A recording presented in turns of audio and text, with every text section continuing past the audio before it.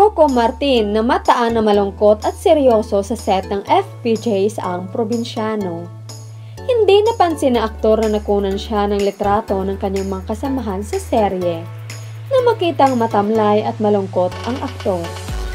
Makikita sa litrato na ito na seryoso ang itsura ng aktor na si Coco Martin at napuna naman netizens ang katawan nito na pumayat. Mukhang may balbas na. Sa nakalap naming source ay malungkot di umano ang aktor dahil hindi ito nakasama sa bakasyon ng kanyang rumored girlfriend at ang ka-perfect tandem nito na si Yasi Pressman. Kung matatandaan ay lumipad papuntang Amerika sina Yasi Pressman para magbakasyon at may inaasikaso. Subalit hindi nakasama ang aktor dahil nasa mahabang lock-in taping ito sa seryeng Ang Probinsyano. Kagaya sa sinabi noon ng aktres na sasabak sina Coco Martin sa mahabang lock-in taping.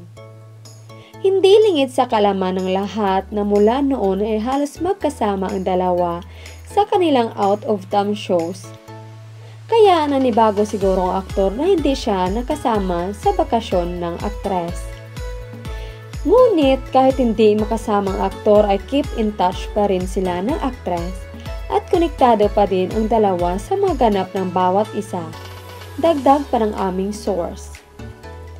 Makikita naman sa pic na parang may tinitingnan ang aktor sa kanyang cellphone. Marami ang komento ng netizens sa picture ng aktor. Ayon sa kanila, miss niya siguro si Aliana. Mukha ng matanda si Cardo. Pumayat siya. Simula nang mawala si Yasi Pressman sa Ang Probinsyano, nagkaganyan na si Coco, pinabayaan ang sarili. Oo nga, noong may Aliana pa, ngiti abot langit. Pero simula noon ay hangad ng aktor ang happiness ng aktres na si Yasi Pressman. Lagi niya itong sinusuportahan kahit sa anong bagay o